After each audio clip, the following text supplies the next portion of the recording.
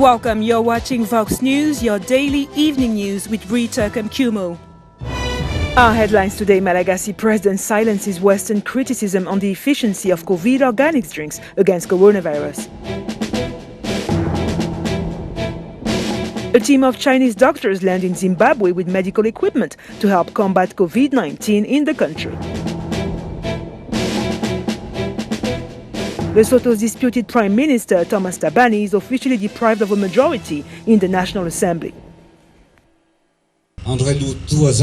Our top story today: Malagasy President Andrazoel addressed Western criticism on the efficiency of Madagascar's COVID organics, the alleged herbal remedy against coronavirus, denouncing a condescending attitude towards African medicine in an interview with French media on Monday.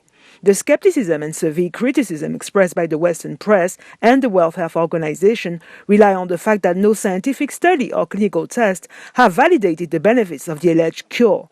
Last Thursday, the World Health Organization even warned African leaders against promoting and using the Malagasy drink without scientific tests. But for the Malagasy head of state, the real problem is that this product comes from Africa and that people cannot accept nor admit that a country like Madagascar has put in place this formula to heal the world.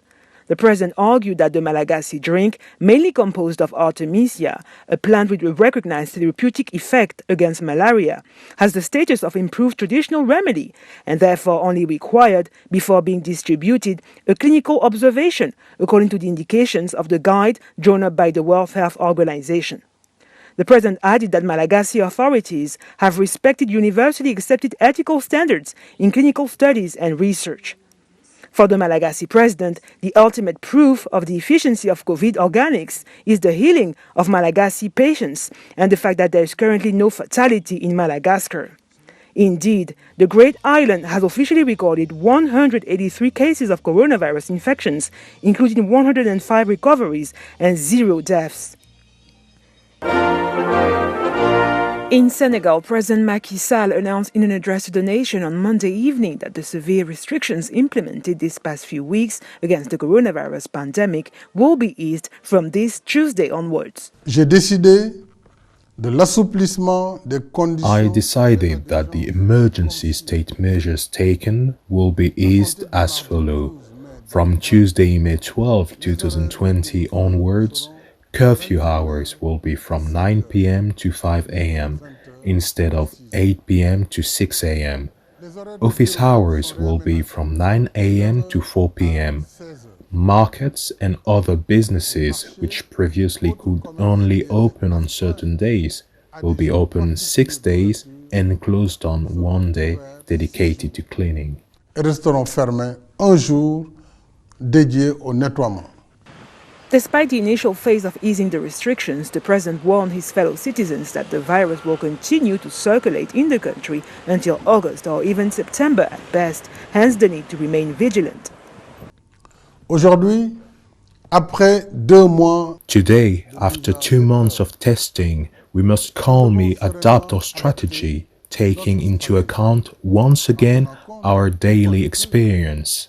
In this new phase, which will last not just a few weeks, but at least 3 to 4 months, we must now learn to live in the presence of the virus, adapting our individual and collective behavior to the evolution of the pandemic. The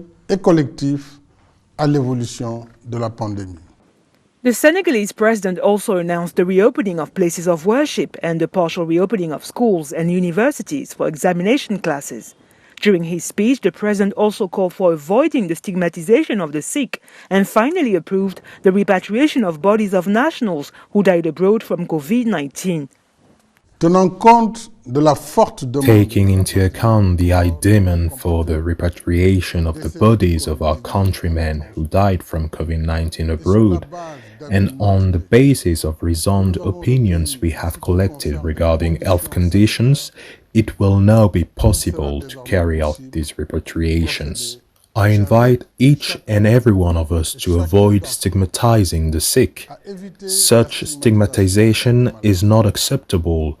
COVID-19, I remind you, is not one of those so-called shameful diseases. In fact, no one is safe from such a contagious virus. Nul n'est à l'abri d'un virus aussi contagieux. The virus remains relatively contained in Senegal, which has officially recorded 1,886 cases of COVID-19 contamination, including 715 recoveries, since authorities announced the first case on the 2nd of March. In Senegal, following President Macky Sall's easing of emergency state measures as of this Tuesday, supermarkets, which previously could only open on certain days, will now open 6 days a week. The remaining day is dedicated to cleaning as part of collective efforts to limit the spread of the coronavirus pandemic. Some employees in the country's capital city, Dakar, had themselves taken the initiative to disinfect their workplace prior to the president's announcement. This was not imposed. What is imposed is that all businesses close on Mondays. This was in a prefectural order. But the disinfecting operation is a private initiative undertaken to protect our clients from the disease, to protect our staff against the consequences of the virus, and to take part in global efforts against the spread of this pandemic. Today what is happening is that we are disinfecting the whole mall, the whole supermarket. We have teams on the ground with motorized vehicles and tools in order to disinfect doors, floors, shopping carts, so we can prevent the virus from propagating to the supermarket. We took all the necessary measures so that food products won't be damaged. We clearly specified to the company, which is in charge of this operation, that it had to offer a product that would be effective against COVID-19 and that would not spoil the quality of the products we are selling. The employees' efforts are deployed according to a timeline in supermarkets of the casino group in Dakar. The cleaning program will be spread in time as long as required.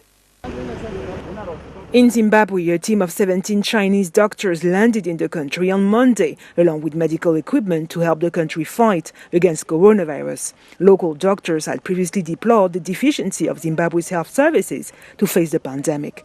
The country has officially recorded 36 cases of coronavirus contamination and 9 recoveries. On the political front, the political crisis in Lesotho is still ongoing as 3 of the 4 parties supporting disputed Prime Minister Thomas Thabane officially withdrew their confidence in Parliament on Monday and announced the formation of a new government within 2 weeks.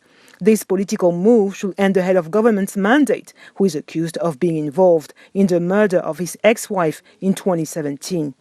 Despite his party, the All Lesotho Convention, and the ruling coalition demanding his dismissal, Mr. Thabane has so far failed to resign or to indicate a specific date for his departure. The new Malian parliament elected on Monday Moussa Tembine from ruling party Rally for Mali as its president, despite tensions in the country surrounding his recent election to the assembly after his defeat in the second round of the provisional results of the parliamentary elections that took place in March and April in the country's capital city, Bamako. We are here to advance Malian democracy, and we will not shirk our responsibility to have a president elected for the legislature. Mesdames et Messieurs les députés, Ladies and gentlemen, the Honorable Moussa Tembine, having obtained 134 votes or an absolute majority, is therefore elected President of the National Assembly of Mali. Mr. Tembine, a close ally of President Ibrahim Boubacar Keïta, prevailed over his opponent, Moussa Mara, former Prime Minister, who officially won 8 votes. Je remercie le Tout-Puissant. I thank the Almighty for the grace He has bestowed on me in this blessed month of Ramadan through my election today as President of this venerable National Assembly of Mali. Président de cette vénérable Assemblée nationale du Mali. Although initially defeated in the first round according to an initial vote count, Tembine was drafted on the 30th of April by the Constitutional Court, which resulted in several days of fierce protest throughout the country. In Guinea-Bissau, President Umaru Sissoco Embalo announced by decree a constitutional review on Monday by deciding the establishment of a commission for this purpose as soon as possible to make the necessary corrections. The current constitution is considered a key factor for the country that has been the victim of repeated political crises since the last revision of the fundamental law in 1991. The goal of the constitutional revision, in line with the recent recommendations made by the Economic Community of West African States, is to adapt the text to current challenges and to adopt a system of governance that better reflects socio-cultural realities and also contributes to guaranteeing stability in the functioning of the institutions. In Togo, an investigation has now been opened after the mysterious death of Lieutenant Colonel Bitala Majulba, a senior military officer, the day after the inauguration of President Faure Gnassingbé, according to police sources. The Commission of Inquiry, led by the Minister of Security, General York Dameane, is being set up to shed light on this case. Mr. Majulba, commander of the 1st Rapid Intervention Battalion, was found dead in his office on the morning of the 4th of May. A bullet was taken out of his body during the autopsy. His replacement, Lieutenant Colonel Changani Atafai, was appointed as early as the 5th of May during an official ceremony.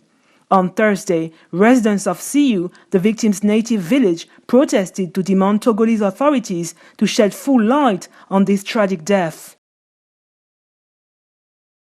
Finally, Angolan businesswoman Isabel dos Santos said this Tuesday that part of her assets have been frozen in her country and Portugal as part of a massive investigation for misappropriation of public funds based on a false document. Mrs. dos Santos herself posted a picture of the document on her Twitter account. The billionaire daughter of Angola's former president, José Eduardo dos Santos, is accused by the Angolan justice system and the international consortium of investigative journalists of squandering her country's fortune for her private affairs. The Angolan and Portuguese courts have ordered the freezing of her bank accounts along with the seizure of some of her assets in both countries. That's it for today. Thank you for watching Vox News.